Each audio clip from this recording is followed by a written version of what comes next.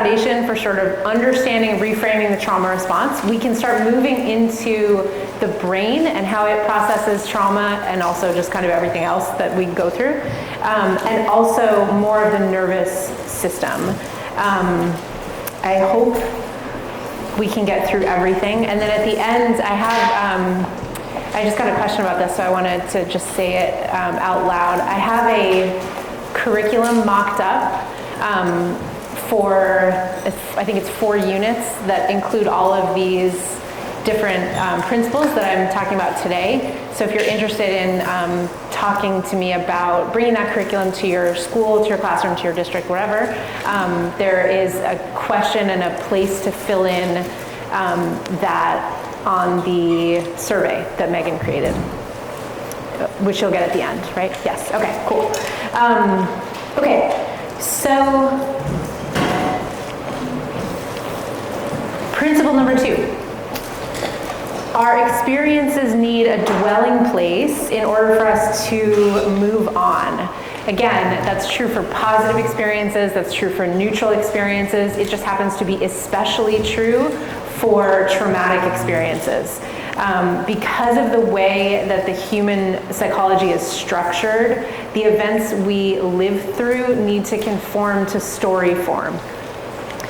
And I think this often gets left out. So if we go back, I just want to cover over the definition of trauma again that I use, which is unbearable emotional experience that lacks a relational home. So most of what we live through, we can bear, right? Even if you have inconvenient emotions or emotions that are really upsetting, we don't really say that something is unbearable unless it kind of raises the bar sufficiently high. Right? For something to be really, truly unbearable, it kind of raises to a different level. When our emotions can't be borne in the moment, that's when we start to see some of the symptoms of trauma. That's when we need a relational home. There are many, many ways to provide a relational home. We can talk much more about this, but one of the fundamental ways is through storytelling, because storytelling is something we share in common. And I think it gets left out. I was actually kind of surprised at how often, when I was looking at other curriculum and what they offer, how often it gets left out, because we start talking about regulating the nervous system. We go immediately into the body, which is great. We're going to talk about that next. But we have to also address the issue on the psyche level. I think that one of the reasons that it also gets left off is because we make this mistake of thinking the only storytelling that can possibly be therapeutic is the storytelling that happens in a therapist's office. That's a complete myth. You have lived that, even if you've never thought about it.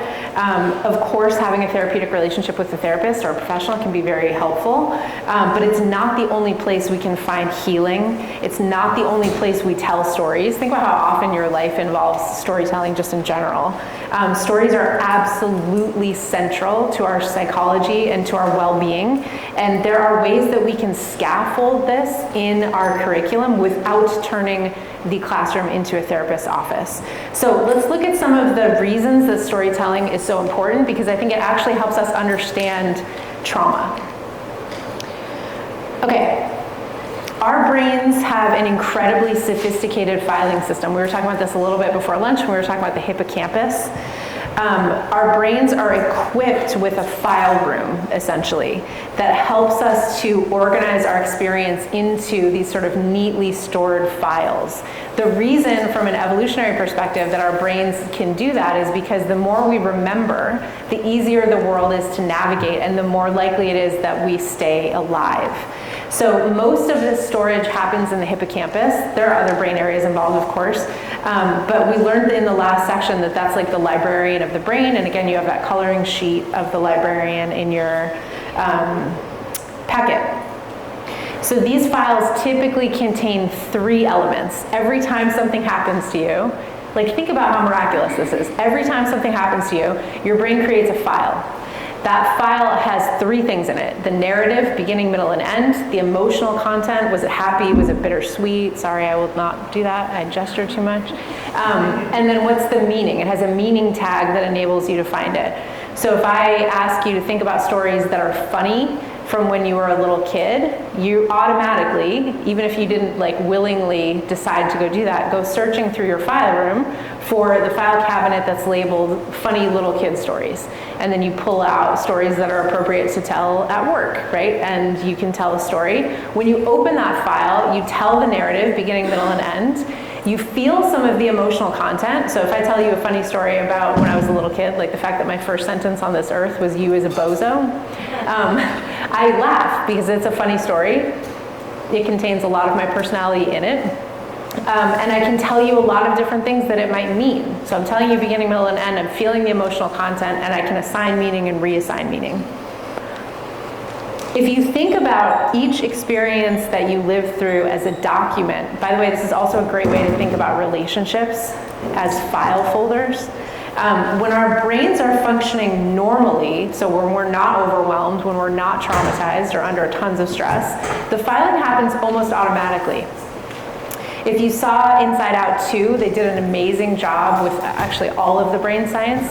But did anyone see that movie? How many people? Yeah, okay. So you notice that she's filing away her experiences at night when she's alone, when she's sleeping, and you can see her brain create those little marbles, which are like the files, and also create belief systems based on those experiences, which was kind of wild. So when our brains are functioning normally, this process happens automatically. We take the experience, you connect it with a narrative, assign an emotion to it, and attach meaning. This allows us to access the experiences later with relative ease. We can pull out the folder, talk about it, and put it away. The system is not foolproof, but it's not an error that this happens, and that's kind of a tricky both and to hold at the same time, so bear with me. When we experience significant stress or overwhelm, the brain's ability to file gets disrupted. This is adaptive, even though it sounds like a mistake, because what's happening is the alarm system in the brain is going off, which now you know is what part of the brain? Amygdala, yes. And the librarian, the hippocampus, is going to come running out of the library to help, right? Because when the alarm goes off, your brain and body think you're in danger. And so they alter function all across your brain and all across your body.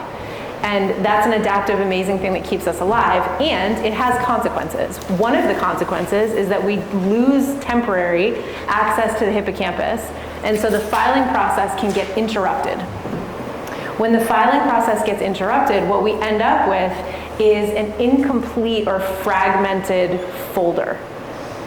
This is why almost all trauma symptoms can be traced back to memory. Trauma is a disease of memory. Which also means if we can address the memory, we can often alleviate a lot of the symptoms. So if you think about like trying to file when something really scary is happening, you're gonna do a bad job, right? You might still be going through the motions and putting, papers in folders, but it's not gonna be, you're not gonna put the folder in the right place, you're gonna label it incorrectly, maybe the papers inside are out of order and they don't make a lot of sense. When this happens, that experience doesn't get integrated into the larger story of our life. It sticks out. So if you imagine like the file, like if you imagine these huge shelves in the back of your brain with file folders, they're all organized, they're color-coded, it's this beautiful, amazing system. But then you have a couple of files that are like really wonky. Those are gonna be the first files that you see when you walk into the file room. Your brain is gonna be like, what does that file mean? Who organized this? What's the problem? We have an issue. This is the brain's way of signaling that there's work to do. So if we go back to the idea of an emotion as an indicator light, trauma symptoms are an indication that something is not yet integrated and needs to be integrated. There's work to do. Not a sign of brokenness, not even a sign of permanence, just a sign that there's work that needs to be filed away correctly. When an experience isn't filed, it stays raw and unprocessed and alive. Time doesn't close up on it like it does the rest of our experiences. If I find let's say I ask you to think of like the biggest heartbreak you've ever had, like your first love heartbreak as a teenager, If it's been 30 years since that experience, there's going to be less emotional content. It's going to feel less alive, assuming you've processed it. If something really overwhelming or traumatic happened at the end of that relationship and you didn't process it, and you're 35 years down the line and you open that file, it's going to be like you are in the situation all over again. People who are dealing with trauma often have to live in multiple timelines at once. That's very tricky. Kind of put more simply, when the experience remains raw like that, it continuously triggers the alarm. So you end up in fight, flight, or freeze all the time, or a lot of the time, as if you're still under that original threat. So if you think about like someone who gets in a car accident, for example, they might continue to feel that really intense visceral anxiety every time they get into a car, even though cognitively they know that they're safe, or relatively safe. This anxiety comes up because the brain hasn't filed away the accident as a past event. It's still active, it's still in the present. So we need to recruit the librarian back onto the scene and other people's librarians to help fix this. When we can understand the file system, this helps us see that the symptoms of trauma aren't random, even though they feel like they are. Right? A lot of the time we come up against a symptom just because it interrupts our lives. You start feeling anxious and you don't know why. Or you feel disconnected and you don't know why. Maybe your mind goes blank. Or you feel really aggressive and irritated and angry and you don't know why. Telling stories helps us organize and reorganize the files in our memory. So stories directly impact our stress and trauma levels. Telling stories also happens to be regulating. So narrating something that happened forces us to take an external perspective on it, which cues the brain that the event is actually in the past. That may sound like a really small thing, but it's huge. Telling stories is not just about sharing information or recounting events. It's a really powerful neurological process that engages a whole bunch of different regions in the brain. So when you tell a story, you activate the brain's language centers. Part of those are in the prefrontal cortex.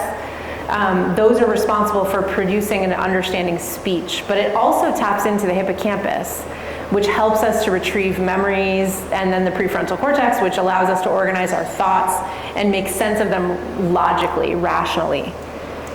The amygdala actually also plays a role when we're telling stories as well, because a lot of emotional stuff happens in the amygdala. But rather than hijack the system and push you into fight, flight, or freeze, when you're telling a story, you can connect to the amygdala and the other areas of the brain, which prevents the alarm system from going off. So when all of these regions are kind of engaged at the same time, they work together to create a sense of coherence, which then gives you a sense of regulation. This is why storytelling can feel so calming, and why it's such a central part of therapy, obviously. There are very few, maybe none, therapeutic models where you don't speak. Tell the story. Even if you're doing somatic work, you tell the story along with the work or before it. Okay, so narrative gives you an external perspective. When you tell a story, you signal to the brain that the event is in the past. The more you do that, the more the brain comes to understand that the threat, the emotional content in the story, is not currently live. We can also add coherence to events that seem senseless or challenge our meaning. This can be kind of tricky because it sounds like we're making things up, which I'll come back to in a second, because it's actually okay if we are making things up. I'll come back to that. And then third, we cannot control what happens to us, but we can always remain in control of what meaning we assign to what happens to us. One of the most powerful things about storytelling is that it puts us in an authorial perspective. We are the agent. We are the author. I am telling you the story. That gives us an ability to assign meaning to events that we don't control. So when something overwhelming or traumatic happens, it can obviously leave us feeling quite powerless and overwhelmed. And we can actually get stuck in a victim mentality across all areas of our life when that happens. Sometimes this is because the experience feels random or meaningless, or it challenges the structures of meanings that we held up. But when we tell the story of what happened, we have the opportunity to, again, put ourselves in the author role and make sense of it and create a thread of meaning that helps us integrate the experience into the larger story of our lives. So it's like if you imagine the file room and the folder that's sticking out, at any point you can go in, take out the sticking out folder, open it up, and figure out, okay, what in here needs to change? What does this mean? And when you do that work, which I'm making that sound very simple and it's complicated and hard, which I'll get back to, when you do that work, then the file goes back into its place and it starts to just look like all the other files. Traumas are not the only important things that happen to us. They're not the most important things that happen to us. They're just things that happen to us. So if you think about assigning meaning, it doesn't mean that you have to find a silver lining. And it's important that when we're talking about meaning creation, we give enough space between the event and the creation of meaning. Right? So this is not necessarily something that's going to happen that same day or in that week or month or year even. It's more about understanding the impact of the event and what that event must have changed in us and what we can learn from it. This process of meaning making is crucial for restoring a sense of agency. It gives us this feeling like we have some control over our lives. And it's a critical stage of grief. It's a stage of trauma processing, of course. So if you think about it just as a simple example, someone who's lost their job, right? Initially, it's going to be very normal and expected to feel devastated and helpless. But by telling the story of what happened, exploring the reason for the job loss, the emotions that it brings up, what it means for the future, what your next steps might be, you can begin to regain a sense of control. Does it erase the fact that you lost your job? No. Does it change the feelings that you have about that? No. But it does put you back in the driver's seat. This shift from being a passive kind of victim of your circumstances to an active narrator of your life is empowering and life-changing and necessary. It helps us move from this place of despair to one of hope and possibility. Storytelling also brings up this idea of relational homes, which we talked about a little bit in the last time. Storytelling, when we do it together, can help us all heal, even if we're not even telling our own stories. Like helping someone else tell their story is healing for us, partly because of the brain chemistry, which I'll talk about. So a relational home, we talked about this a little bit before lunch, but just to go over it again, a relational home is any place where someone relates with empathy to a wounded part of us, directly or indirectly. So some of you have heard me say this 17 times, but some of you haven't, so I'm going to say it again. When I talk to my students about relational home, when I give them this definition of trauma, they're always frustrated because a relational home is kind of an amorphous concept. Like, what does that mean? How do I find one? How do I create one? How do I be one for someone else? I'm just putting a label on something that we already do.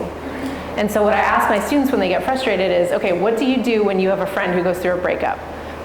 And they're immediately like, oh, we have a whole protocol. So the first thing we do is we go over and we change the emoji in the phone to a mean emoji, and then we delete the number, right?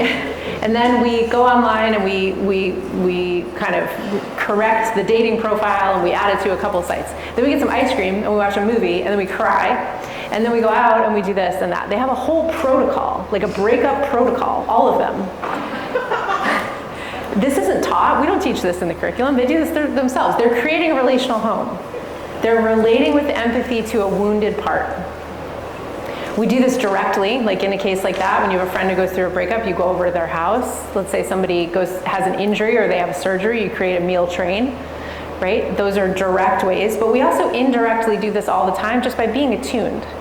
Smiling at someone who's having a hard day can be an example of a relational home. They're walking around with a wound, you're smiling, that smile acts like a salve. right? Storytelling is one of the ways that we can create a relational home, because when we have a disorganized memory file, we sometimes need a relational home, someone else's brain, someone else's prefrontal cortex, to help us when the alarm system in our own brain is going off and getting in the way. So here's what this looks like. Sometimes when we have a traumatic event and I have a disorganized memory file and it's coming out as a symptom of panic, right? So just to use the example that we used before lunch, let's say I got attacked by someone wearing a maroon shirt. Every time I see that shade of maroon, I start to feel panic. This is getting in the way of my life, and I don't know how to process it. If I go to my friends Megan and Townley, and I say, I'm really struggling with anxiety lately, it seems to be random, I don't know what is happening, they might say, well, do you notice anything about when it pops up? Are there any sort of, is there a pattern you can find? And I might say, I've noticed, because I made my dashboard of feelings, that the indicator light for anxiety goes off, like whenever I'm around maroon. That doesn't make any sense. And they might say, well, have you ever seen that color before? All I have is this folder that says, there's a huge Post-it on it that says maroon danger. I don't have the full story, beginning, middle, and end. I have Post-it note and panic. That could be a title of a memoir, Post-it notes and panic. And they might say, okay, let's fill out the story part of your memory folder. What do you think? Do you ever remember that feeling of maroon, maybe in your childhood? No, I don't remember that. And then we, go through this whole question period, and then I say, oh, wait a second. That time that I got attacked, that person I think was wearing a maroon shirt. That's really weird. I didn't even connect those dots. They're helping me to create that story in the file folder. Now, at some point when we're talking about the color or the attack or whatever, I might start to get really activated, triggered, as we often say. And now my brain is doing that thing that it does, that amazing, miraculous, adaptive thing, where it sets off the alarm. And it says, you're in danger again, maroon, danger, bad. Let's reprioritize everything in your brain and body so that you can handle this threat that's obviously here, right? And so my hippocampus goes offline, my librarian goes running, my prefrontal cortex goes online, but luckily I have Megan and Townley. And they say, oh, it looks like you're getting a little panicked. Let's take a couple deep breaths. Now, remember, we were telling a story, right? That story of that time that you got attacked, and they bring me back to the story. They help me fill out the missing data. They help me feel the panic and anxiety so I don't feel alone in it. Now what was previously unbearable is becoming, through storytelling and a relational home, slowly more bearable. And maybe we need to talk about this 5 or 10 times, but over time, every time I go into that folder, now I'm not just alone in it with the overwhelm. I have my friends with me who can help me feel anything that's overwhelming that comes up and finish any storytelling work that needs to be done, including the meaning, right? So maybe after a couple of weeks, I have the story down. I know what happened. I know that the maroon color is causing this feeling because of this, blah, blah, blah. But I don't know what this story means to me, right? What am I going to do with this? Where do I put it? And so then we have a series of conversations about, like, well, what does it mean? How did it impact your worldview? Well, I feel a lot less safe in the world. And I feel a lot more vigilant, a lot more aware of what's going around me, a lot less trusting. And so we can go through and figure out what this means to me right now. Now, in 5 years, we can go back to that same folder and reassign a new meaning to it. That was the time that I learned that you really have to pay attention in your surroundings. Not that that's my fault that this happened, but that I wasn't paying attention, and that's something I can change and feel like empowered to do in the future. So our relationships with others shape our brains. We talked about this a little bit right before lunch. As I said, neuroscientists are moving away from language of neuroplasticity. It used to be so it went from hardwired, which was this idea that certain experiences are so intense and so important, either developmentally or emotionally, that they become hardwired and you can never change them. Then it moved from that to our brains are plastic, so they're shapeable. But like plastic, if you're going to shape plastic, you melt it down and then you shape it, and then it stays relatively fixed and stable. They're moving from that now to malleable, because they're realizing that every conversation, every day, every experience, every visual experience that we have shapes and changes our brain all the time. So our relationships with others shape our brains. Telling our stories and getting help filing them away shape our lives as well. One of the kind of fun ways to talk about this is to talk about mirror neurons. How many people have heard of these? Almost, okay, lots of people. If you haven't, that's totally okay. They discovered mirror neurons by accident, which is kind of has anything cool ever been discovered like not by accident? The researchers they had these monkeys in the room with all these electrodes on their brains, and there was like a mirror between them and the monkeys. So the monkeys could see them, they could see the monkeys, but they were in a separate room. And the monkeys weren't doing anything. They were like fixed in their spots, sitting in chairs or whatever. And anytime the researchers, they were just getting ready for this experiment, which had nothing to do with mirror neurons. I don't even remember what they were doing. But every time they picked up a pen or did something, the researchers, they noticed that the areas in the brains of the monkeys that would light up if the monkeys were picking up the pen were lighting up when the people were picking up the pen. Does that make sense? So if I go like this, there are mirror neurons in your brain that feel like you're going like this, even though you're not going like this, which is pretty cool. That's one of the neurobiological sort of homes of empathy.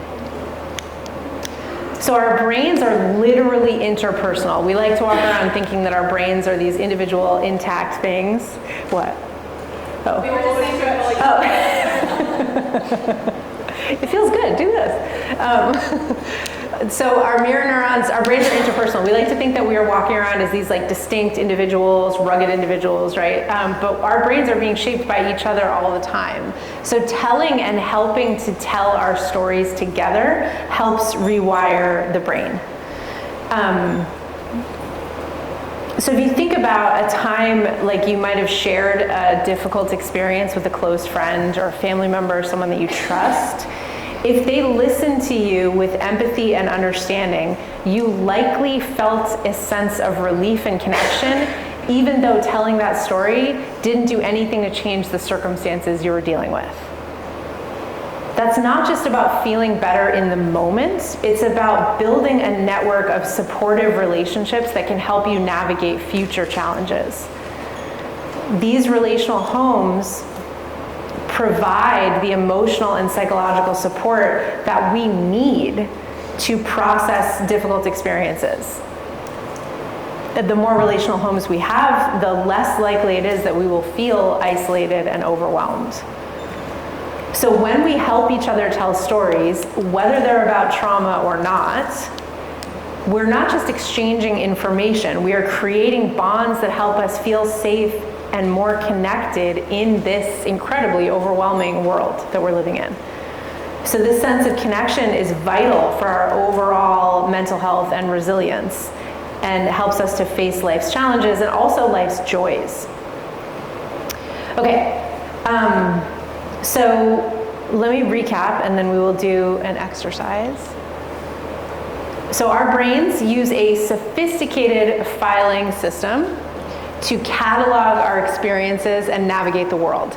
Sometimes the filing system gets temporarily shut down because of trauma or overwhelm, which create the symptoms, which I did not spell right, of trauma and stress. The antidote to that, trauma needs opposite experience. The opposite experience is to create relational homes and spaces to narrate together. This helps us to file away what we haven't filed and connect with each other. So there's two exercises in your packets, and I would like to take a minute to do actually both of them if we can. We can just do this first one especially on our own. This is a riverbank perspective exercise that I adapted from David Denbrough, who wrote a book called Storytelling Our Lives, which was amazing. He encourages people before they start the work of narrating to learn to take a metaphorical riverbank perspective, which is basically this idea that when you're in a situation, it's like a rushing river. You're standing in the river, you're trying to stay like standing and even, and all of these things are rushing by you. There's different emotions, there's feeling, there's maybe like little waves of things pushing you in a certain direction. If you can pause and think about pausing and taking a step away from what you are in and standing on the riverbank, then you re-look at the problem, all of a sudden you can see it from a completely different perspective. The reason why this is really helpful for folks to practice is because the concept of like stepping into an external perspective is a little bit vague.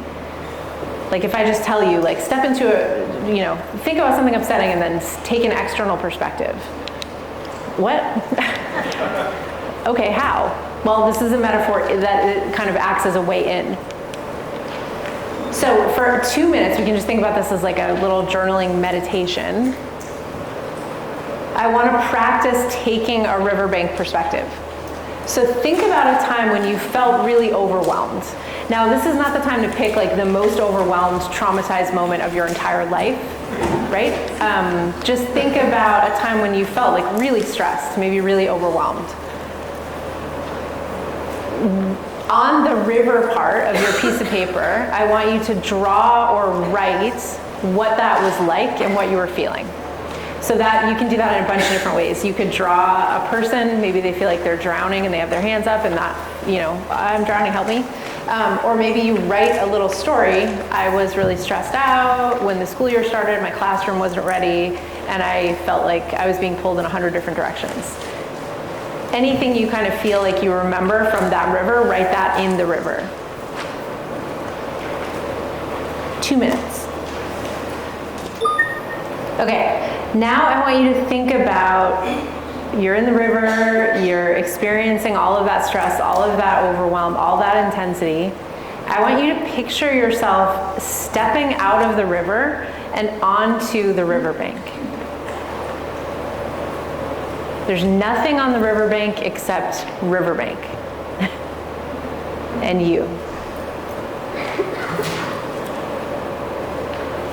You're safe, you're calm, and you can see the whole thing, all that overwhelm laid out in front of you. What do you see from the riverbank that you did not see in the river? And you can write that on the shores of the riverbank there or on the bottom of the paper, wherever you can find space. What do you see that you did not see when you were in it?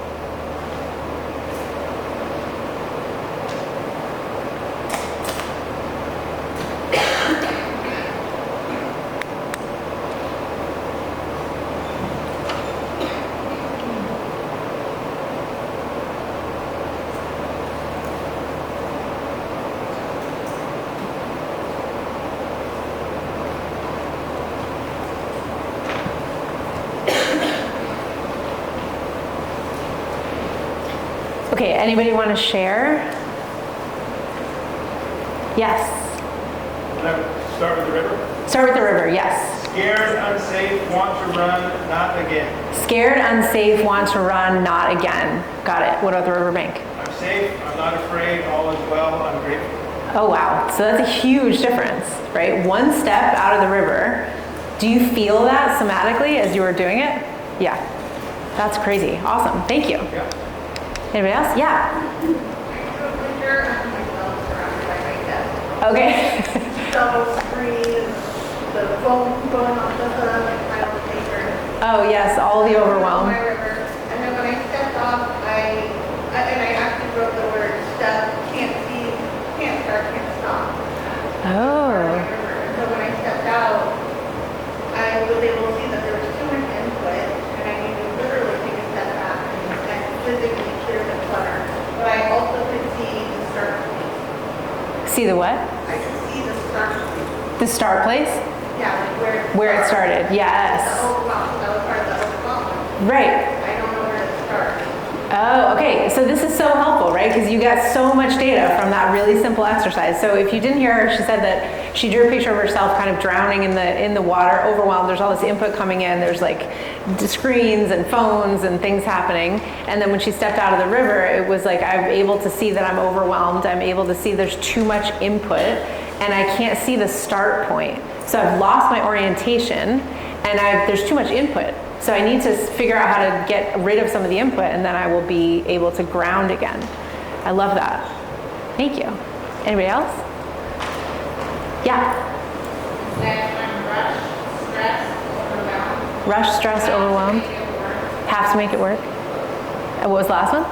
Just keep afloat. Just keep afloat. Okay. Yep. And then the opposite on the outside is I got this, I'm prepared, free, calm down, and this is the system.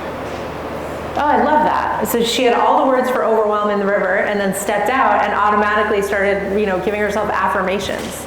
I got this. I can do this. This is okay. All these other things. I love that.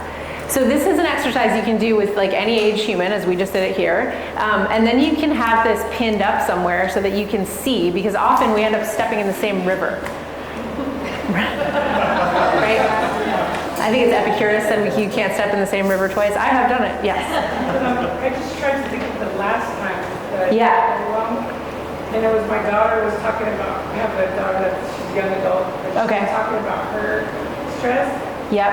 And I could feel it, I started breathing like heavier because it was like reminding me of mine. Yes, totally. Yeah. And so I started like not feeling it and kind of cut her off, and then Yeah.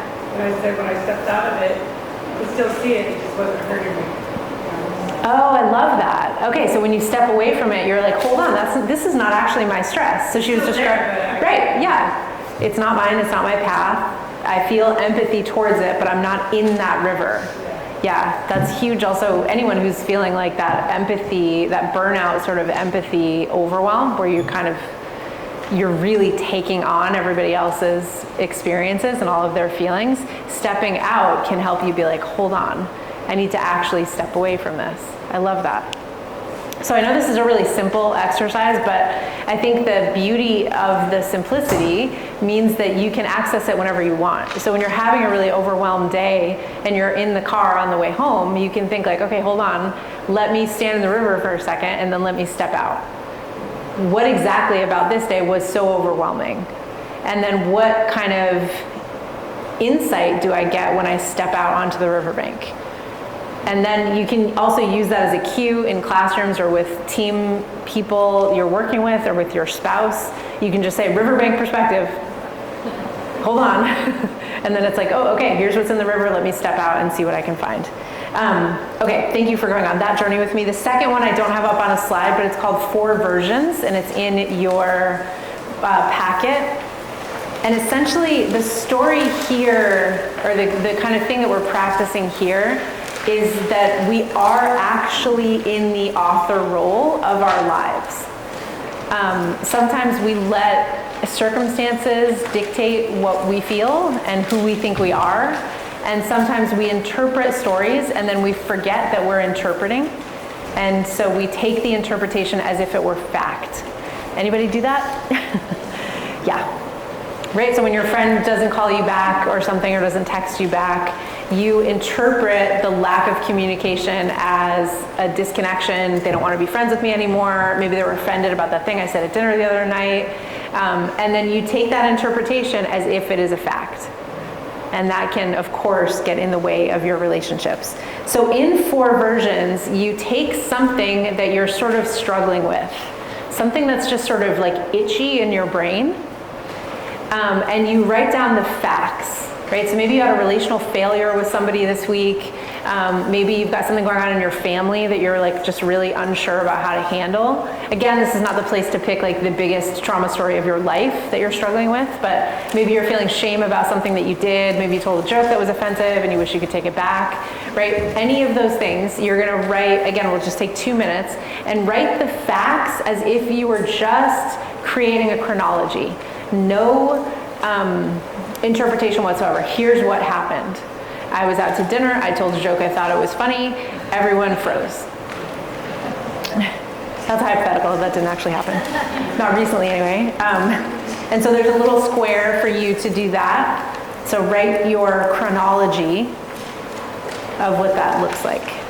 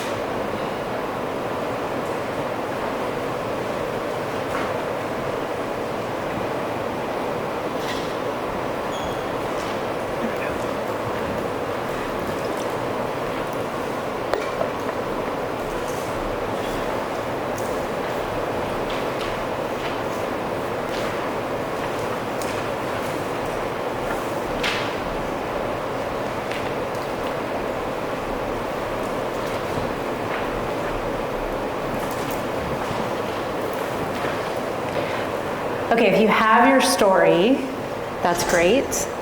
The example on the sheet is Malcolm was playing soccer at recess. He missed the goal that could have won the game for his team. After the game, some of the kids were upset with him and Malcolm felt really bad. Step 2, I want you to, we'll take 5 minutes for this. Imagine 4 different interpretations of the event you're talking about. And write a sentence or 2 about each of those 4 interpretations. It doesn't matter if you believe each of the versions, you just have to have 4. So they could be really wild, right? One of them might be that, I think when I've done this example before, I talk about how I broke my favorite mug, getting, ready too fast in the morning. One of the stories is the universe is out to get me. Mercury's in retrograde. Of course I was going to drop the mug. Another story could be like an alien came in and knocked the mug out of my hand. Another version could be I'm a total klutz. Of course I did this. Another version is well I was rushing, and when you're rushing sometimes you drop things. Right? Just 4 versions. They don't have to be super complicated. Just go. Well, let's take 3 minutes. We're going to run out of time today. There are 4 interpretations of what happened. 4 interpretations, yes. Sorry, not what happened. 4 different versions, 4 interpretations.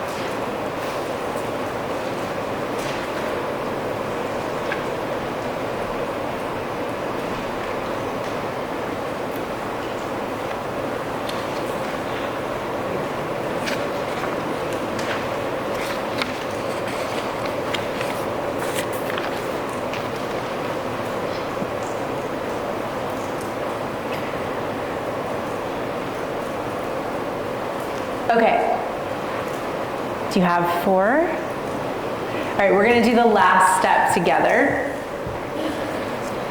There's a third step where you talk about what each story means, like in terms of your worldview, but we're going to fast forward past that. The fourth step is how does each version make you feel? So we'll do this together. Can I have a volunteer who is willing to share their process and their story? Yes. Okay, wait, we need a microphone, hold on. I have this. Sorry.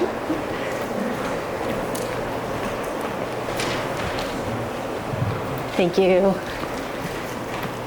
Here, yes. Okay, and put it like in your mouth. All right. Okay. Okay, it's okay. All right, chose to spend my last night of vacation alone rather than with my family. Okay. Love it. And then the fourth was, I was exhausted. It's okay to rest. If I took better care of myself, I would have had energy and foresight to create a special last evening. Ooh. And the fourth, my family would think I'm self-centered and love them. Oh, wow. Okay. So before you give the microphone back, I want to ask you how each of those versions feel. So the story was, I didn't spend the last night of vacation with my family. Instead, I spent it alone. That's what happened. Yes. And then the 4 interpretations. What was the first one, and how did it make you feel? Realistic. Realistic? You know, like I was exhausted. Right, I was exhausted. I chose to spend time alone, right? It's okay to rest. Yep. Second one is or was that part of the first one? It's okay to rest? It's kind of well, I was exhausted and gave myself permission, like it is okay. Oh, I see. Got it. Yes. Okay. If I took better care of myself, I would have had energy and foresight to create a special last memory. Okay, what is in that story? Like, you know, just unrealistic expectations of myself. Yep. Not appreciating the things that I did do over the time, spending special time every day with people after working, full time. Yep. Family. Yep. And then my family will think I'm self-centered and let them down. Yeah. Because of that last evening, not taking advantage of that. Right. And that doesn't feel good. And that is an experience that I recently just had. And was able to kind of talk myself through that, saying, wow, it's so interesting how you go to that place. Yeah, right. Like you go to that place and I think somebody, I didn't ask for it, but once I kind of resolved that, somebody had messaged me and said, I loved you since the day I met you. You're such a special person. I'm so glad you came to visit. So that was a real resolve. Oh, wow. So there you go. Wow. That's my story. That's my story. Thank you so much for sharing. So you see what happened there? Like how drastically different the versions felt, right? 2 of those versions were full of shame and guilt and anger and self-resentment and all of these deep things. But that first story, I was exhausted, it's okay to rest, that story has a lot of peace to it. So if you had come in for a session and we were talking about this, how to file this away, this is sticking out, I can't stop thinking about it, we would go through those versions and then we would say, okay, the first one, the peaceful one, that's the meaning you're going to put on that file. And now you're going to put this away. And every time your brain tries to bring it up front again, you're going to say, wait, we decided, we assigned a meaning, and the meaning was, I was exhausted, it's okay to rest. End of story. You're in charge of that part, right? Like, more than we think, you don't have to believe what you think. You don't have to believe everything you think. And that's, I think, hard for us to understand.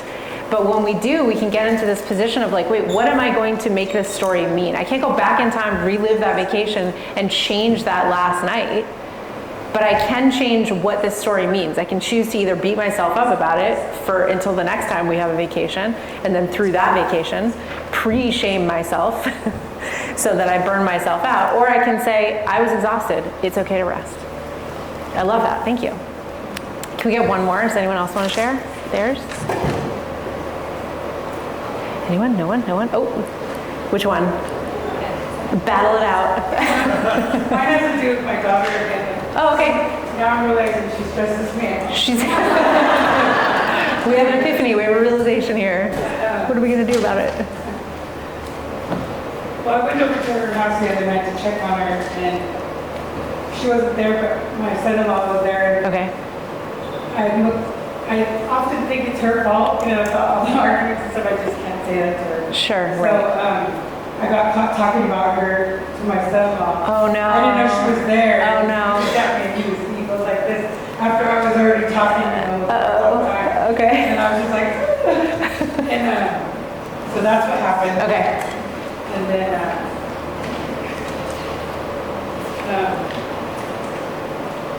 one of the versions is, my son-in-law said, your mom just left and she said you were crazy, you know?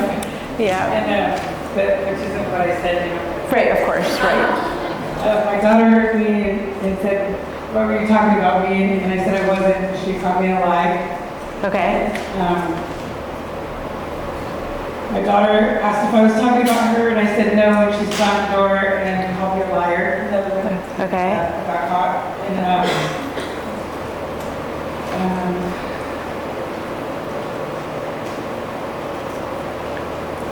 can't read my handwriting. It's a small piece of paper. But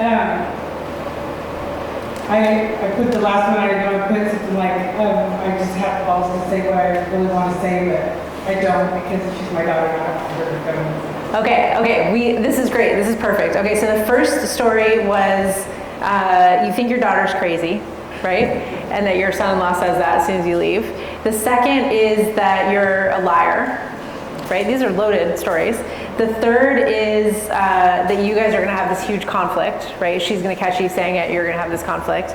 But then the fourth could be, I am really overwhelmed by my daughter's behavior and I don't have a safe place to vent that. Yeah. Right? And so then it's like, okay, why are you talking about your daughter to her husband, right? Like, it's because you're overwhelmed by what she's doing or your dynamic in some way, and so that's why you're caught in that situation.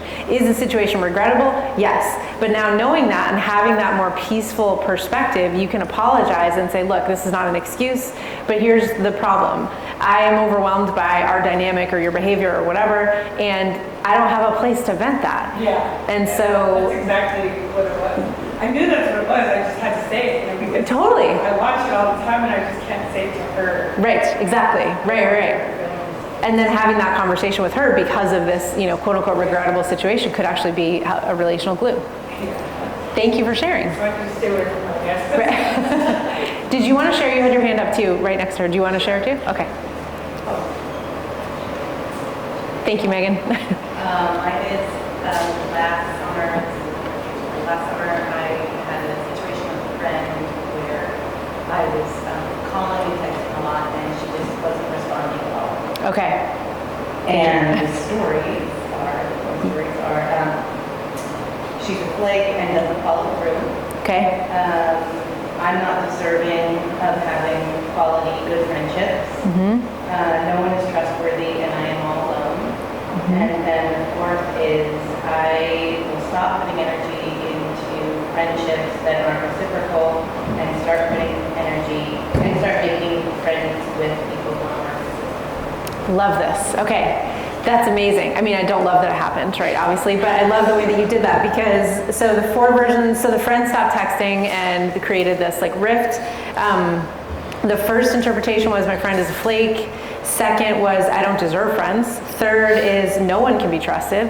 And fourth is I will stop putting energy into relationships that are not reciprocal, right? Which of those versions do we want to slap on the file?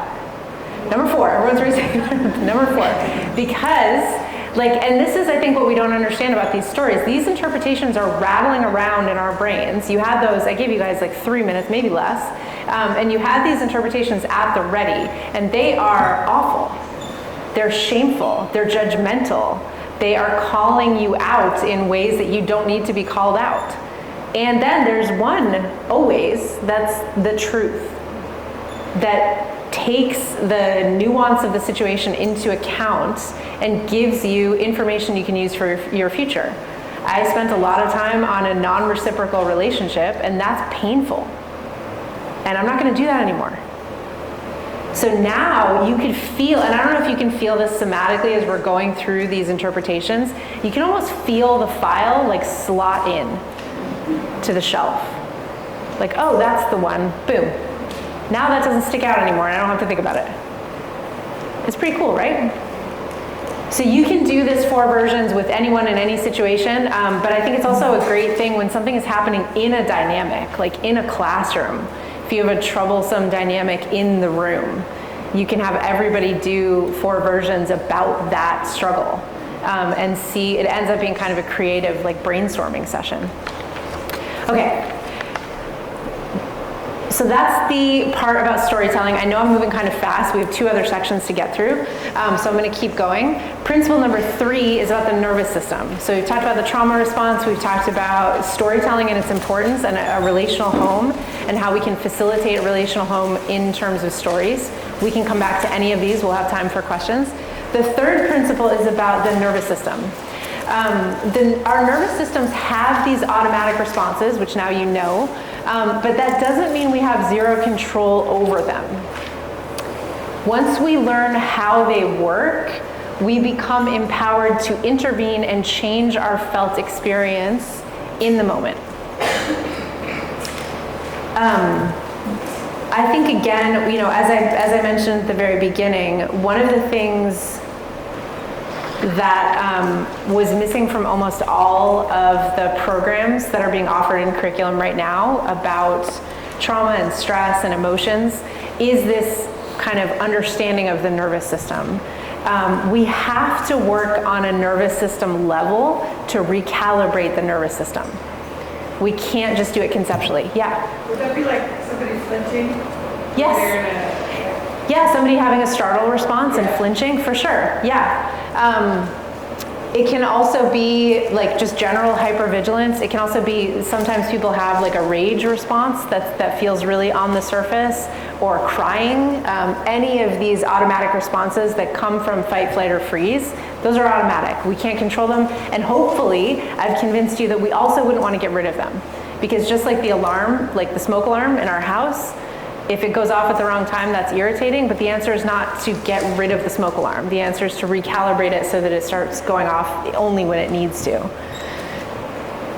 So we need to work on a somatic level in order to heal the body. We can't just work conceptually.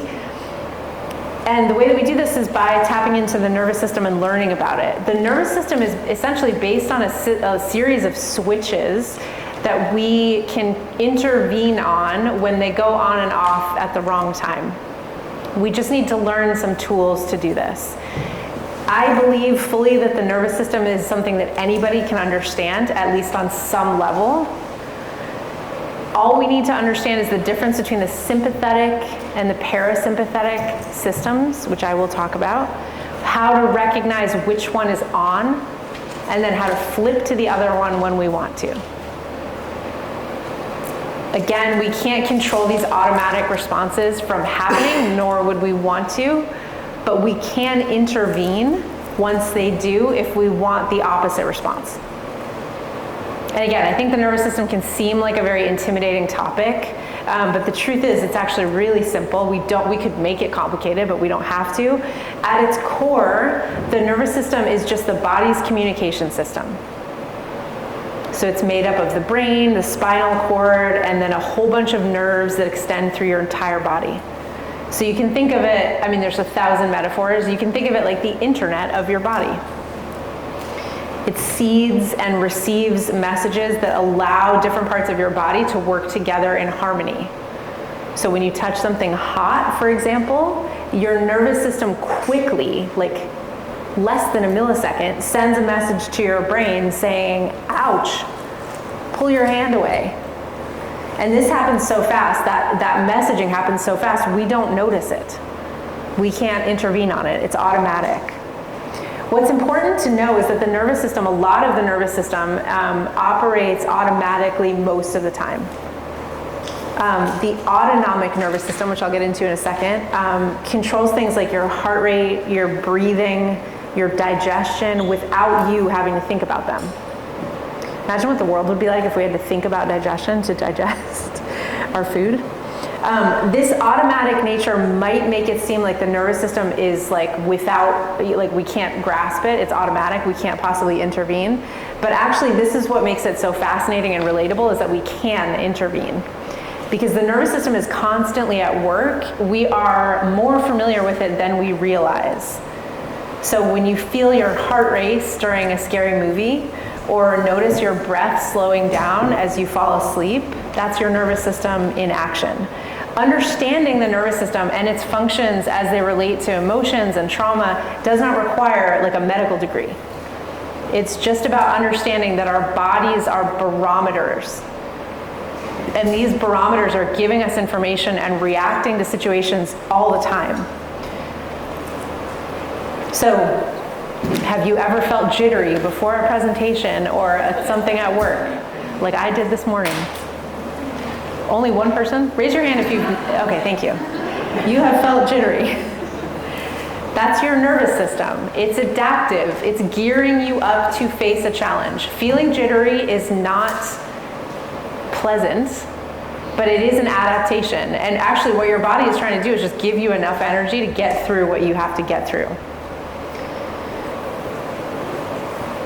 I think the beauty of the nervous system is that it's something that we experience every day. So once we tap into it, you almost can't stop noticing it and what it's doing. So once we know what it's like to be nervous, to be excited, to feel happy, all these things, and if you can kind of layer on an understanding of the nervous system on top of it, you can understand exactly why you feel the way you do in certain situations, and then become empowered to do something when you don't like the way you feel. How did I lose my clicker on this desk? Okay. Basically, this is very simple. The nervous system has two main modes. Again, it's more complicated than this. We can make it more complicated if you have questions, but I want to make sure that everybody has the same base level of understanding. There's the sympathetic nervous system and the parasympathetic nervous system. You can think about them like two branches of the same tree. They work together to keep us balanced, but they have very different, in fact, kind of opposite roles. The sympathetic nervous system is the fight-flight system. It kicks in when you perceive danger or need to respond to a stressful situation. So if you're walking in the woods and all of a sudden you see a bear, instantly, without thinking, your sympathetic nervous system activates in your body. So your heart starts racing, your breathing will quicken, your muscles will tense up, all of that to prepare you to fight the bear, don't fight the bear, or run away as fast as you can, run away. So this sympathetic nervous system is responsible for activation. It upregulates everything in your body to help you prepare for threat. The parasympathetic nervous system does the opposite. When that side is on, everything in your body slows down. It's called the rest and digest response. It's responsible for calming the body down after the threat subsides. So once the bear is gone or you're finished with your presentation, the parasympathetic system slows your heart rate, relaxes your muscles, and returns you to a state of calm. So it's, the way that I think about it is that parasympathetic starts with the same beginning as parachute. When you open your parachute, you start slowing way down as you fall through the sky. You can also think about like the sympathetic nervous system is the gas pedal, parasympathetic is the brakes. Recognizing which system is in charge at any given moment is critical. And it's really, really simple. So you can ask your students, you can ask yourself, you can ask your kids on the way to school, what's in charge right now? And if you're feeling really jittery, right, and you're scared and you're nervous, that's the sympathetic nervous system. Maybe you're feeling amped and excited, also sympathetic nervous system. If you're feeling really calm and almost sleepy and sort of like really relaxed, parasympathetic nervous system. Understanding the balance between the two and the fact that we are designed to toggle back and forth is really important because it also helps us understand when we are stuck in on or off. We had a question about that before lunch. Right? Like, is it possible to just get stuck in the amygdala, in the trauma response, in the alarm? Yes. What that looks like over time is that your sympathetic nervous system is the only side that's ever on. Lots more of us are in that situation than we realize. So, because I think sometimes we think of the alarm as this like really extreme response, but sometimes it's just awake vigilance that can't be shut down. And the way that usually will show up is that someone is getting sleep, but it's not quality sleep. You think you're resting, but you're not actually resting. Some of the wearable devices that kind of measure your stress level can be really helpful, and you will be shocked to find out that you are not a good teller of your own stress, which is like, oh wow, we really do a lot of work to get disconnected from the barometer that is the body, and if we can get reconnected, we have tons of data. And once you have data, you can intervene, you can become more empowered. So one of the most important things to understand about the sympathetic and parasympathetic nervous systems is that essentially we don't have any control over when they switch on and off, but once we know how they work and how to intervene, we can turn them on or off on purpose.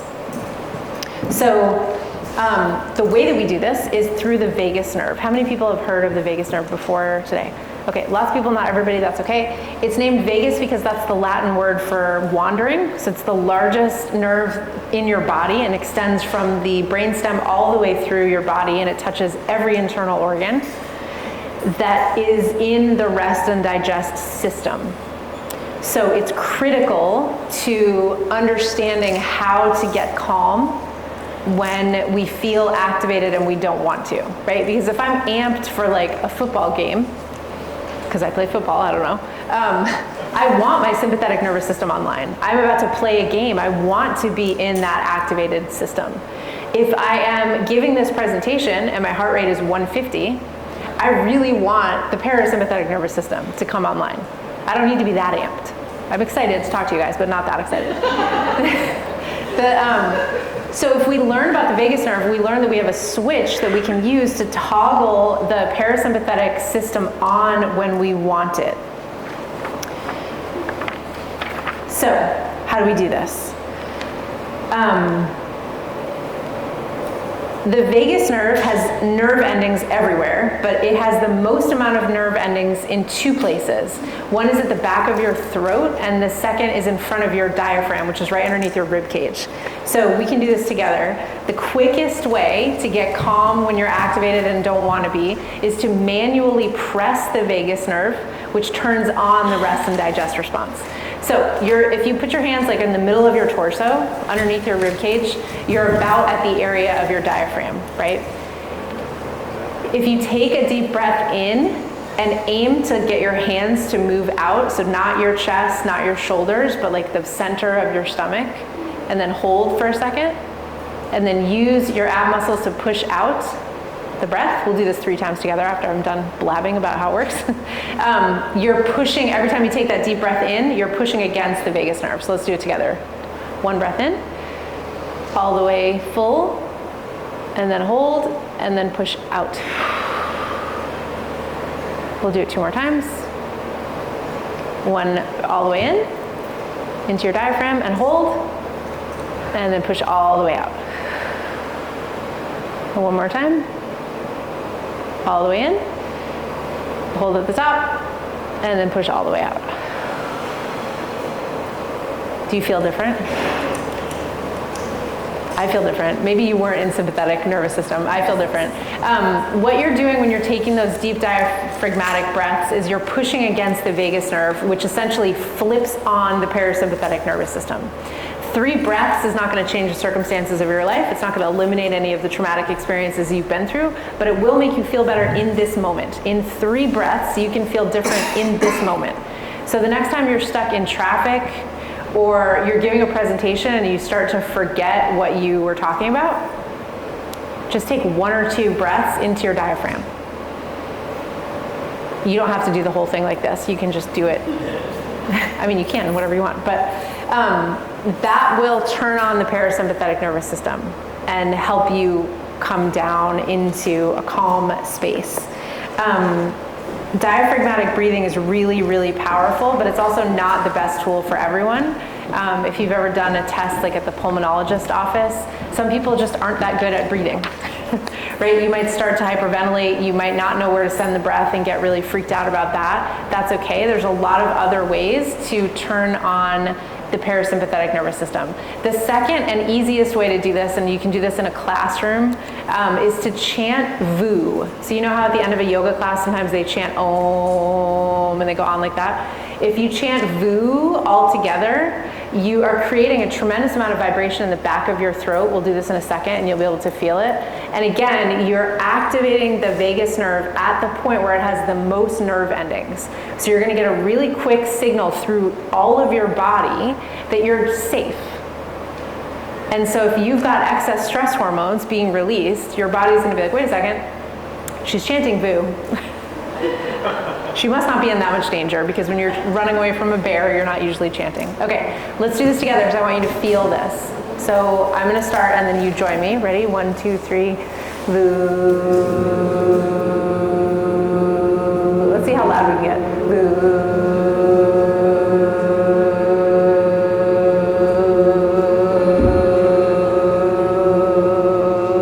Do you feel that? Those vibrations at the back of your throat create that impulse to the parasympathetic nervous system, which brings you back down to calm. Another way you can do this, and there's actually a lot of studies on this, which kind of made me laugh because I just picture like how the study design here, is gargling for 2 minutes. So if you've had a really, really stressful day, if you gargle with salt water or with mouthwash for 2 minutes, just set a timer. It's a kind of a long time to do that. But you will feel different almost immediately. Again, it's not going to erase all of your problems, but these are great tools that are based in the science that can help de-escalate a situation, either just within yourself, at home, at work, or with your class. There are, of course, 1,000 different grounding exercises that use the same exact model of the body. A seated body scan is one way you can do this. You can Google and find 1,000 grounding exercises, and I'm sure you have favorites of your own. Moving mindfully, guided imagery, cold water immersion also can activate the parasympathetic nervous system, so getting cold water on your face or your hands. All of these things. Okay. Bearing down too. Yes. That stops, so bearing down like you're gonna go to the bathroom changes your heart rate. Right. Yeah. Yeah. Vasovagal response, yeah. People are passing out. Yes, yeah, right. Or what does? It drops your heart rate. Yes. So you actually pull that on the toilet and faint. Yes, right. Yeah, so if you feel like you're gonna faint, yes, don't do that. Right. Anyway. Put your head between your legs and get down to the ground. Yes. Yeah, totally. But there's a lot of different things, and you can look that up, but you can use those things, and what I would suggest is have a little toolbox. Each student can have a little toolbox, which is just like an index card with these little grounding exercises on them, or you can have one in the classroom or at your house on the fridge that just kind of, because the thing is, when you need a grounding exercise, your prefrontal cortex will be offline and you won't be able to remember any of the grounding exercises. So having them written down for yourself is a great way to cue, like, oh yeah, if I just take 3 breaths, and then the more you practice them, the more you will remember them because they become embodied. So again, teaching how to understand which system is on, children then learn how to interpret their bodily responses to a situation. This is empowering for a lot of reasons. It is important to know if someone in your vicinity is turning on your sympathetic activation system, right? Like if you're getting activated around someone and you're a little kid, or if you're anyone, that's important to notice. If I had that knowledge before the age of 35 or whatever, my life would look different. Sympathetic activation signs are increased heart rate, rapid breathing, muscle tension, twitching, heightened alertness. I always try to get people to think about what it's actually like for them, because we are bio-individual and we're going to notice different things about our own bodies. And then kind of awareness that you're in your parasympathetic system are slower heart rate, deep and slow breathing, calm in your body, and relaxed senses. That's not that much neuroscience, right? Like, this is easy to teach, I think, kids. The other thing we need to understand is that you can also upregulate. So we talk a lot about grounding, but we don't talk a lot about upregulating. A lot of that is because some of our kids don't need any more upregulation than they already have. But I think it's helpful to present the situation as one that goes in both directions. You can both upregulate and downregulate. The importance of teaching them both is that you're not then saying it's okay to be upregulated and not okay to be downregulated, or vice versa. You're saying the system is within your control. Once we are aware of which system is on, once we understand that the body is a barometer, it's giving me information, and that information is about which branch of the nervous system I'm in, I can learn to flip to the other one when I need. Practicing this gives students a sense of empowerment over their own bodies, which is priceless.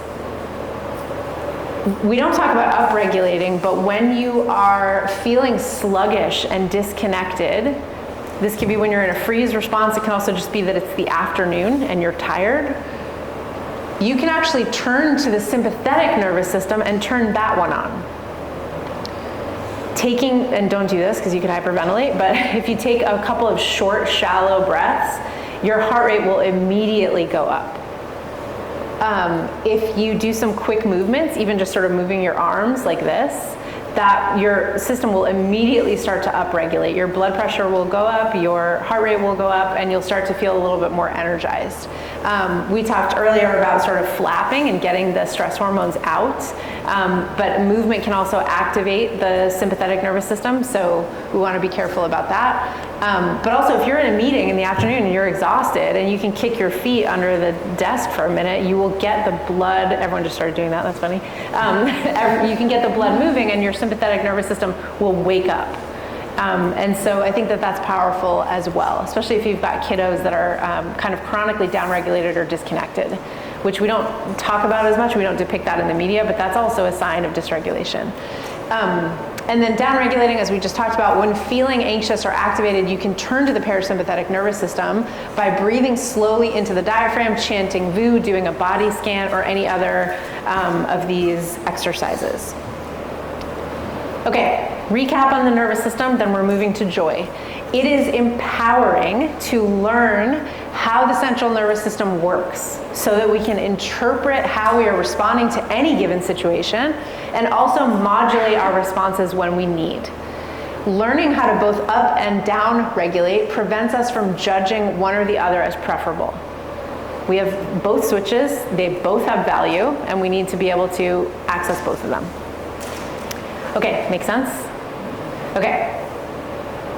This is an exercise we don't have time for, but I love it. It's great also for adults. I designed it for kids, but it's also great for adults. Basically what you do is you try to figure out, it's kind of like a little adventure, to figure out the things that make you feel happy or calm, and also connect to the data that your senses are bringing into your body. So you take the senses, sight, smell, touch, sound, and taste, and you explore these senses as if each of them were an island. And you wanted to find the treasures on that island, things that make you happy. That is in your packet, and we can circle back to it if we have time, but I want to make sure we get through everything. So on to principle 4. The final frontier. Joy and hope are regulating emotions. They both have the power to actually extinguish fear and anxiety and rewire the brain.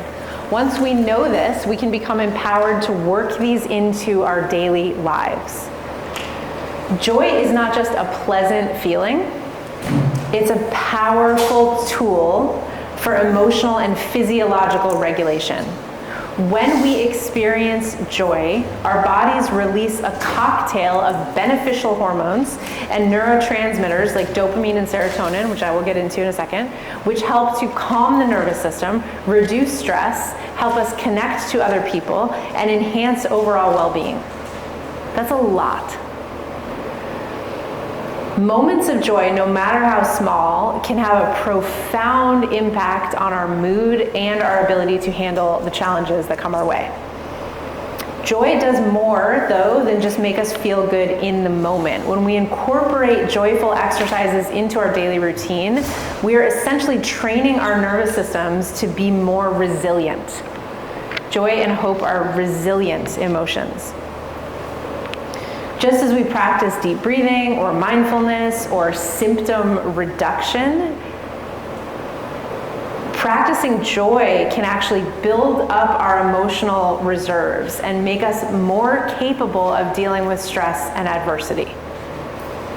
So joy is not a cure-all, but our regular experiences of joy make a significant difference in how we feel in the world, how we connect to others, and what our behaviors are.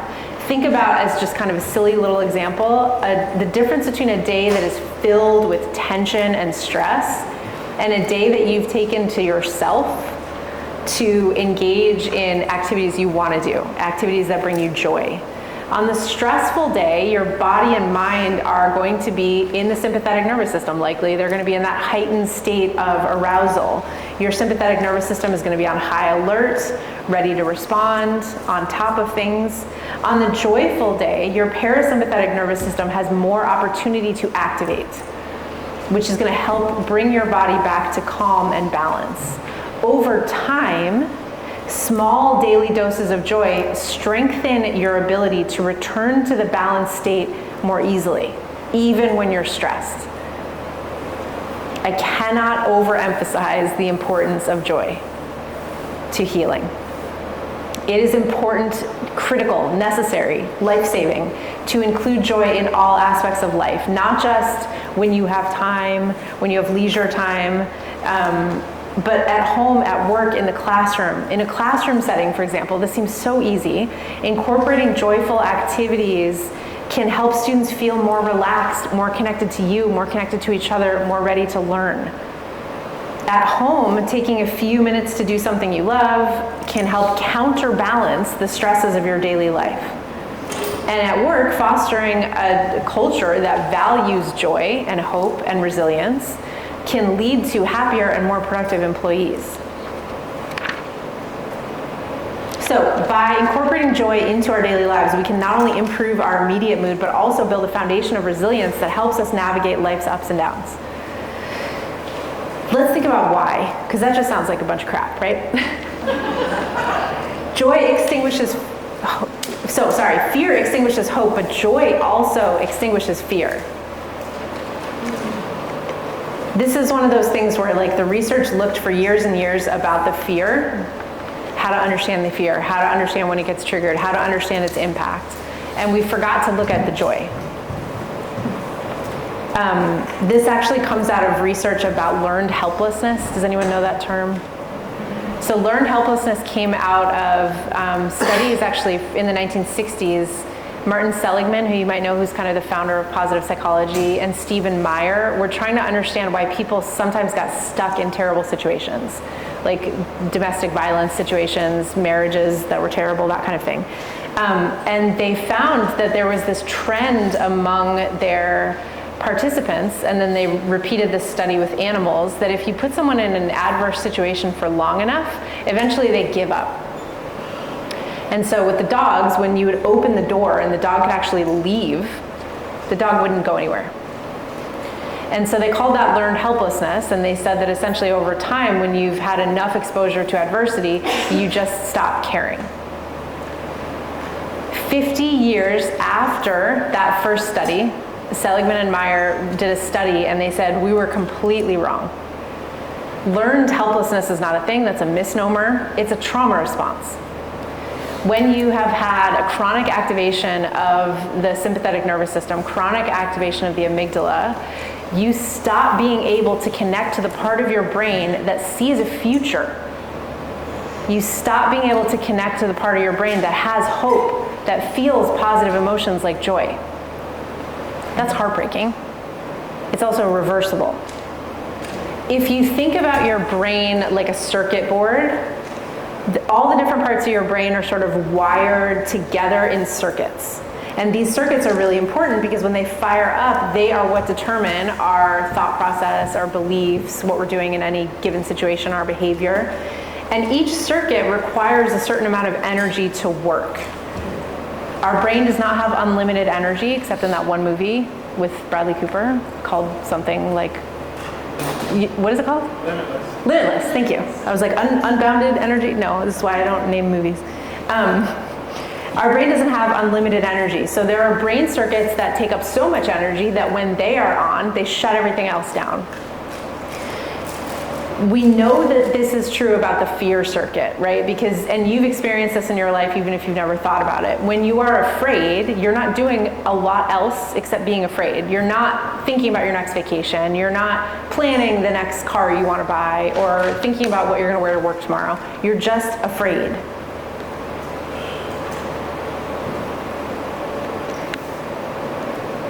The cool thing, though, is that we realized, Stephen Meyer and Martin Seligman realized, that there's a counter circuit to the fear circuit that they call the hope circuit.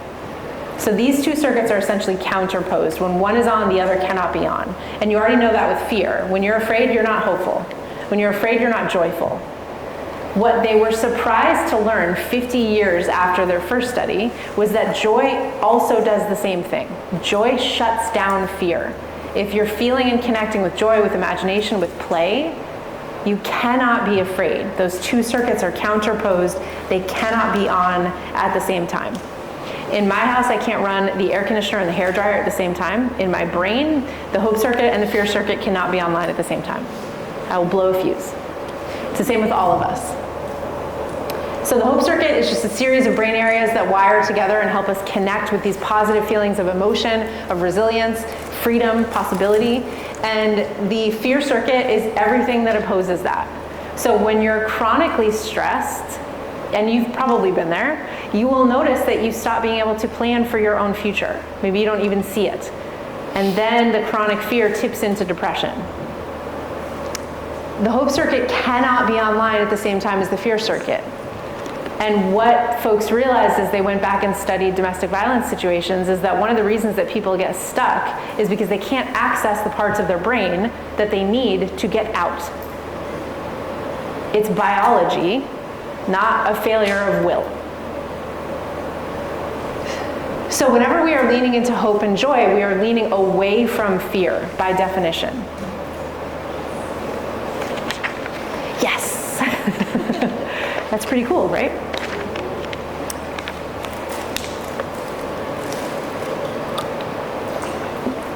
So hope inhibits fear. Here's how. If the amygdala is the center, intersection of the circuit board that the fear center runs on, when we're afraid,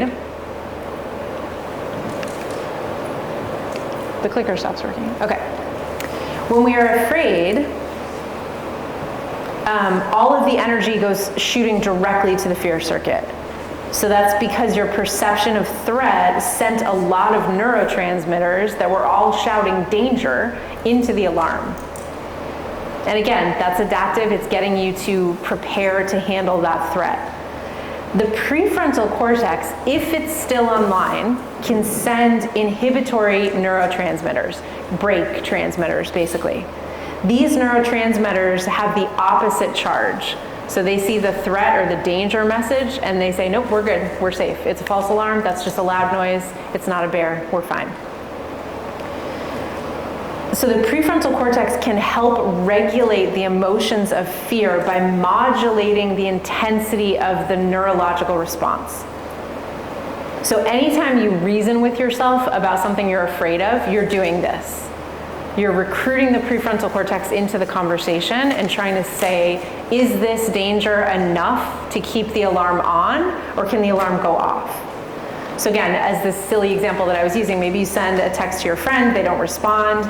First you don't think anything, but then you notice it's been a couple hours, they usually respond right away. The fears start creeping in. Did I offend them last night? Is she mad at me? Maybe this isn't a reciprocal friendship, as we were talking about. Maybe I'm giving more than I thought. Maybe she never liked me to begin with. Oh my God, what do I do?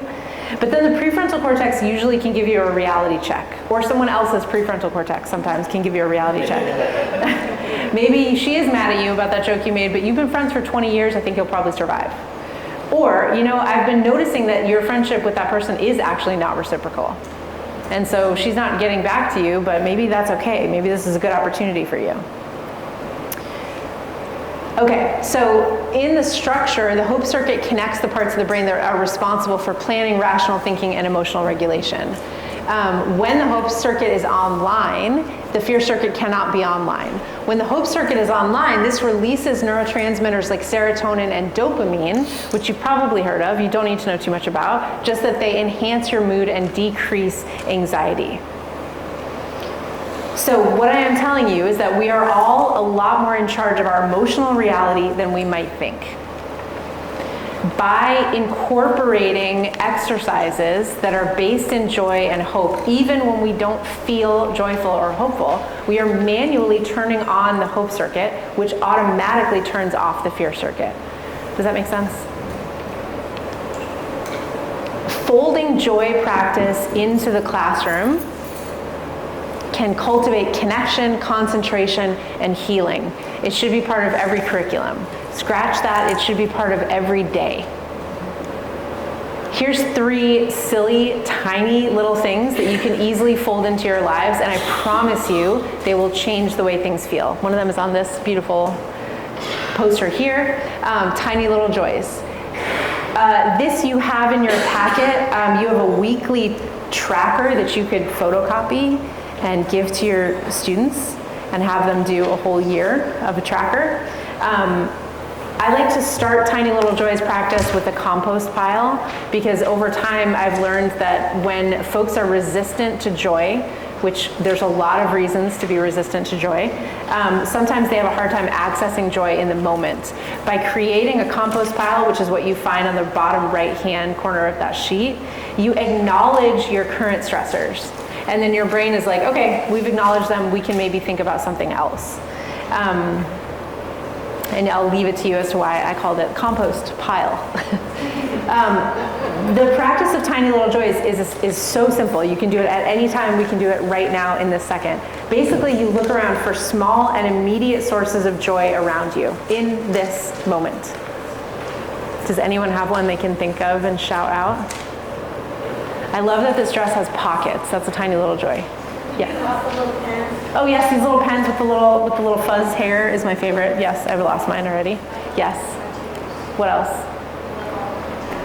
Tattoos. Everyone has awesome tattoos. Yes. I hadn't even noticed that. Thank you. I love that. Now I'm going to pay attention. Yeah. BLT bar at an event. BLT bar at an event. Amazing lunch choice. Yes. What else? Yes. Just talking about COVID, optimism and joy. Yes. Emphasizing that in our lives and how that can really make a difference. Yes. Talking about hope and joy. Yes. And all the other things. Oh, yay. Yeah. Doing this stuff right now. This is exciting. Thank you. Yes. Right, so all of these things, so I just wrote a book about joy that comes out in the spring, and in the preface I tell a story of a client who I was working with, and about other stuff. We've been working together for a long time, and then because of a series of events that don't really matter, she ended up admitted to the psychiatric ward without needing to be in the psychiatric ward, but she was on a 72-hour hold, essentially. And she realized that like her temptation was to try to get out, her temptation was to convince the doctors she didn't need to be there. That's pretty fruitless. You're there, you're gonna be there. She was admitted, it was a thing. And she realized that she could teach everyone in the ward tiny little joys. And so she did that with the psych ward. And they started yelling back and forth to each other every single time throughout the whole day. They discovered a tiny little joy. Like Judge Mathis was on, or they looked at the tree outside and it had flowers on it, or they had some coffee, or someone slept well, or I finished this book. And they started shouting these things out to each other. And then before she left the psych ward, she got everybody's phone number. And now for the past like 4 years, they've had a tiny little joy thread. All these people who never would have met, who met in the psych ward, doing tiny little joys. Isn't that wild? Like, she's an amazing human. But we can do tiny little joys anywhere and with anyone, and it really does start to change the way you see the world. I know that sounds kind of silly because it sounds like such a small thing, but the more you practice it, the more you notice tiny little joys. The more you notice them, every single time you're doing that, you're pinging the hope circuit. Every time you ping the hope circuit, you're turning down the fear circuit. One of the things that I want to emphasize is that the tininess actually matters. For a couple of reasons. One, I think when we're dealing with big stressors like COVID or trauma or PTSD or anything, we think that we need huge, giant positive things to counter the negative. That's not actually true. The little things always turn on the hope circuit. We don't need them to be big. So I want this to be something that's accessible to everyone. The other thing is that when someone's got a very dysregulated nervous system, and it's been dysregulated for a long time, joy can actually be as triggering as fear. And so engaging with tiny little joys enables someone to have a little blast of joy and happiness and then move immediately away back to their world. And then a little blast and then back to their world. Over time, you actually are recalibrating your nervous system to learn how to see and welcome joy and hope back into your life. That's huge.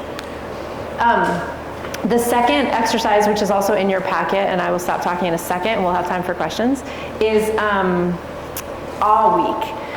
Dr. Keltner, who will be coming to Mendocino in the spring, who I can't wait to meet, did a bunch of research on awe and the way that awe changes your brain chemistry and the way you experience the world. It's a remarkable research. His book is just called Awe, 8 Sources of Everyday Awe or something. It's just Awe. His name is Dr. Keltner. And when we emphasize experiences of awe, which you can recognize anytime you have goosebumps or you have this feeling like you're really small and the world is really big, any of these kinds of experiences, you actually shake up your brain chemistry and kind of reset everything. And so you have an exercise in your packets called Awe Week, where you walk students through this process of recognizing and cataloging awe for a whole week, and then see how everybody feels. It's, again, one of these things that's very small, and you can also do it as a class. You can watch little YouTube videos about wild things in nature, or the stars and things like that, and do it together. And then the last one, we talked about this before lunch, I think. Someone talked about, someone's daughter or someone was feeling joy about someone else's joy. Freude is the word, it feels made up, that is joy at someone else's joy. And so this exercise is great for when you are stuck and you don't feel like you can access joy in your own life. Maybe you're going through something really sort of like you're going through a terrible divorce, or something is like really kind of taking a long time and making you feel awful. Going to a place and just watching and trying to notice and catalog other people's joy is another way to access joy, even if it's not your own. And again, every time you're pinging that area of your brain, you are turning on the hope circuit and turning off the fear circuit.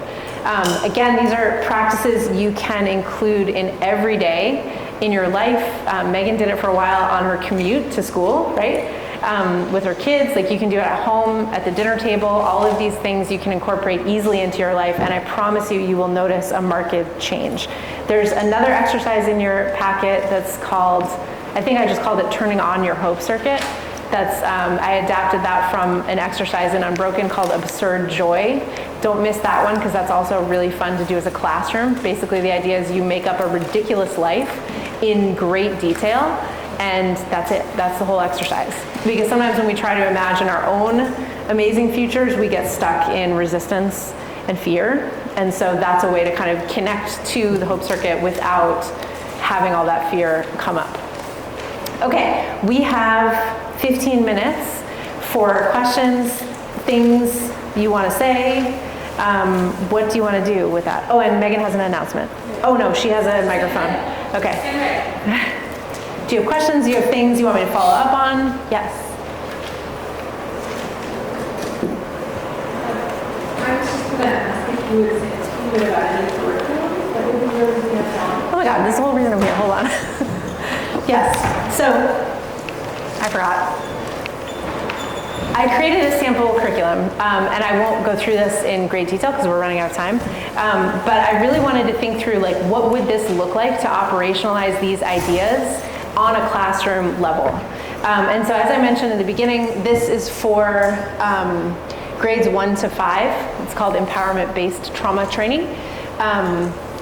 And there are a series of units that take kids through everything we learned today in detail. And it's created in a way that kind of gives you the concepts step by step so that you can build up and understand. If you could not photograph this, that would be great. I would love, if you're interested in me bringing this to your schools, I am happy to talk to you about that after. But Unit 1, you take us through understanding emotions as biological events. And again, this curriculum could be, like I said, I created it for grades 1 through 5, but it could easily be adapted for younger kids, for high school kids. Like I said, I've done a lot of this work with college students as well, so it's pretty adaptive. And then you have the worksheets that you had today. Unit 2, you go over the trauma response as a strength response. So once they have understood that emotions are biological events, that we all have kind of a dashboard of indicator lights, you can move into fight, flight, and freeze and understand that from a non-judgmental perspective, where we can see that these responses, even though they can be really upsetting and uncomfortable and come out because of uncomfortable situations, are there to help us and keep us alive. The basic idea is to get from trauma response on the left side all the way to understanding and actually harnessing the strength of the nervous system. Unit 3, we go through storytelling, and we flew through that here today, but this is something you could actually do over a period of months or even a whole semester with students. You can use their stories, you can use stories from literature, you could incorporate this into an English curriculum as well, by understanding how our brains, kind of laying the foundation of neuroscience on top of the stories that they're already getting in their other classes as well. There they also learn about riverbank perspective, and how they are the authors of their own stories and how to kind of reinterpret them. And then Unit 4 is the nervous system. So they learn about the sympathetic and parasympathetic nervous systems, how they work, how to notice which ones are on, and then also how to intervene. So how can we manually upregulate? How can we downregulate? How can we practice that as a class, as individuals? And then how can you do that in a moment when you're feeling really overwhelmed? Unit 5, we bring in hope and joy. And the idea here is to understand that joy and hope have a huge impact. They're not just these things that we can engage with whenever we feel like it, but they can actually make a huge difference in terms of our healing, but also our connection with each other. And that's it. So that's what that would look like on a curriculum level. Like I said, that's a very kind of basic sample, but we could easily take these 4 principles and adapt them into whatever. What's the name of So that's that. Empowerment-based trauma training. Hold on. I shouldn't be allowed to name things. It's awful. I want an empowerment-based in there. Empowerment-based trauma training. I made this up, so you can't find this anywhere but here. Exciting for you. But I think it would be, like I said, it would fill in a lot of those gaps that are happening right now. And I think it's a critical moment because we cannot deny anymore that our students are dealing with stress and trauma, like all of them. I know the number said 85%, but it's 100. It's just that the 85% are the ones who self-reported, you know? So yeah. Does that help, or do you have follow-up? Okay, perfect. At 3 o'clock today, I have an email sent to Dr. Committee with a link to a survey monkey that you can apply for. Yay. As well as an evaluation that provides us with Yes. to all services.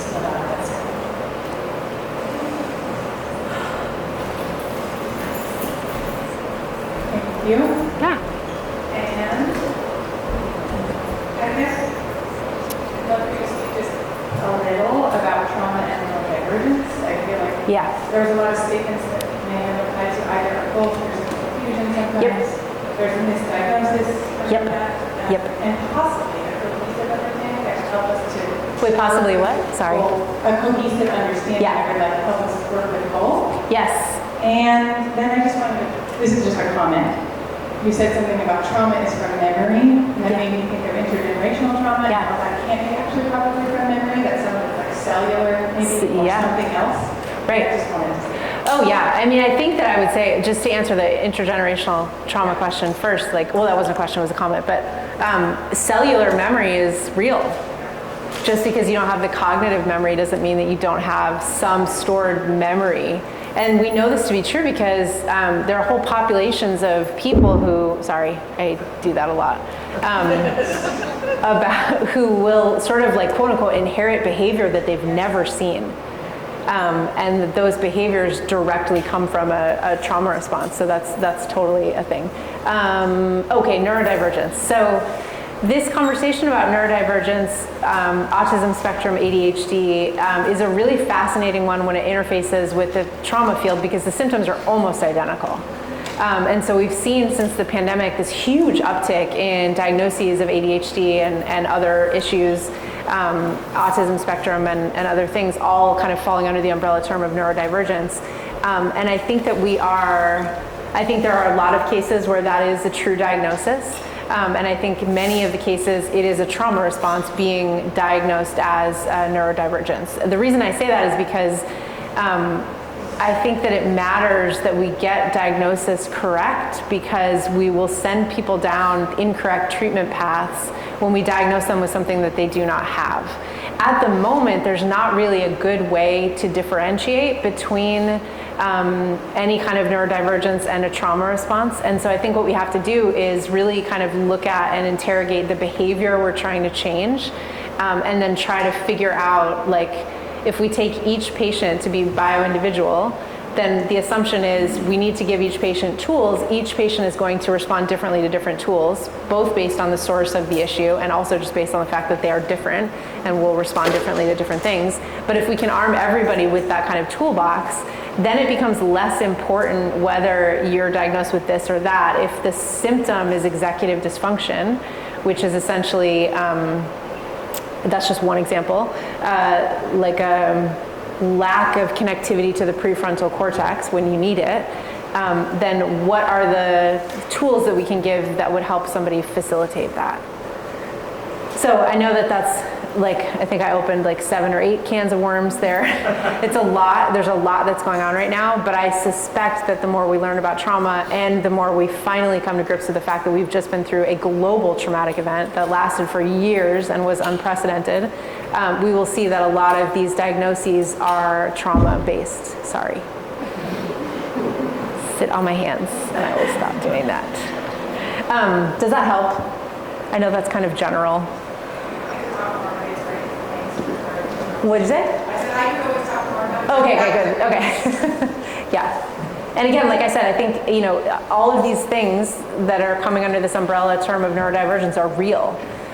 So it's not that I'm saying that these things don't exist, it's all trauma. There are some folks out there who will say that. I would definitely not go that far.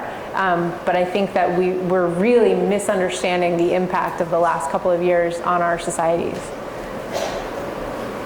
And also the overlay of technology, sorry. Because that's kind of destroying our brains.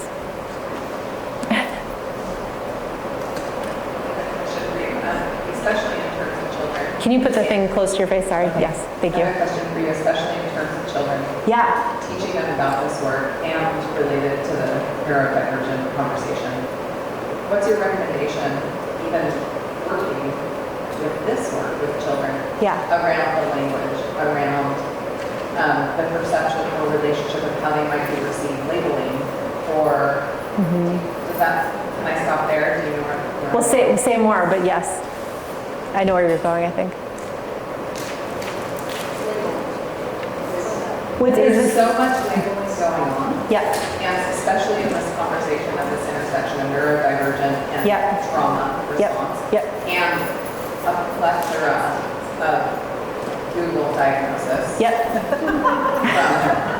my experience, parents, well-meaning, totally.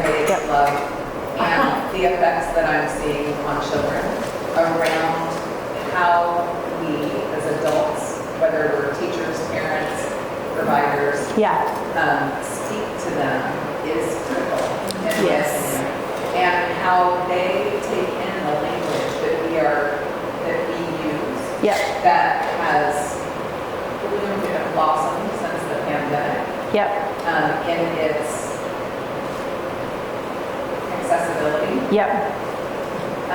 I'm seeing kids get really confused about who they are, what they are, how they talk about themselves, how they refer to it. How deep is their relationship to the words.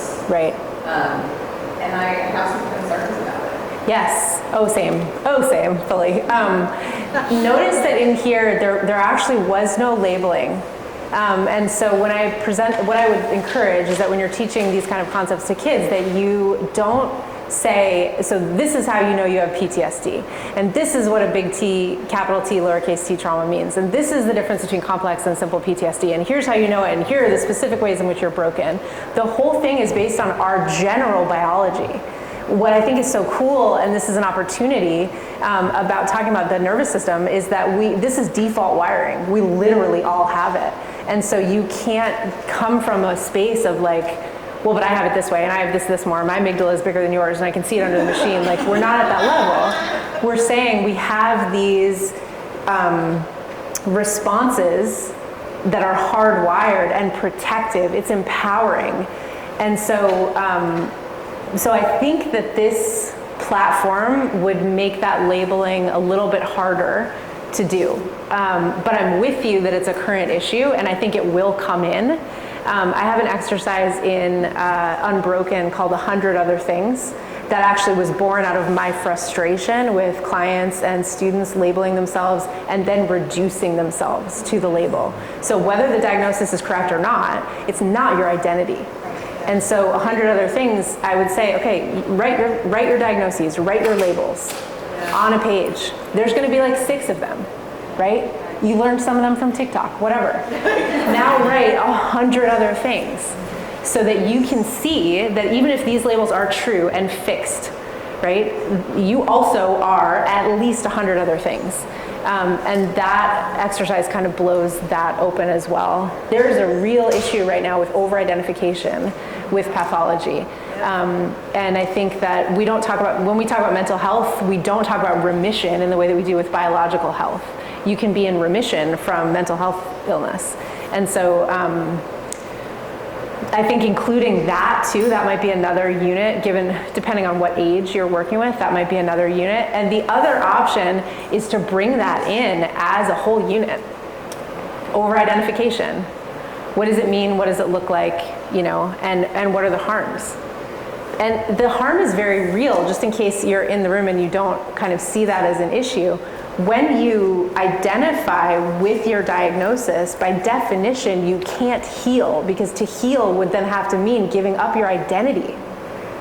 And so we're creating this feedback loop that gets titanium strong, and they get trapped in it. And I would say, that happens with trauma, right? Especially Yes. previous history of how 100%. Yes. Yep. we really get linked to the identity. Yes. Right, hysterical girls. I wrote a paper called Hysterical Girls because it was like that is your identity, that is who you are. Yeah. Yes. Yeah, of course. Great question.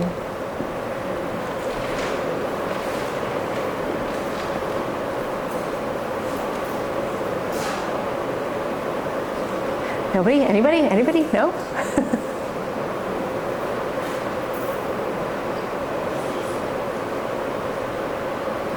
Tally has an announcement. I don't have any announcements. Okay. Just a sense of gratitude Oh, for thank your you. work and your time spent here at Mendocino repeatedly. Thank you for coming. Oh, thank you back so in. much. And Thank you.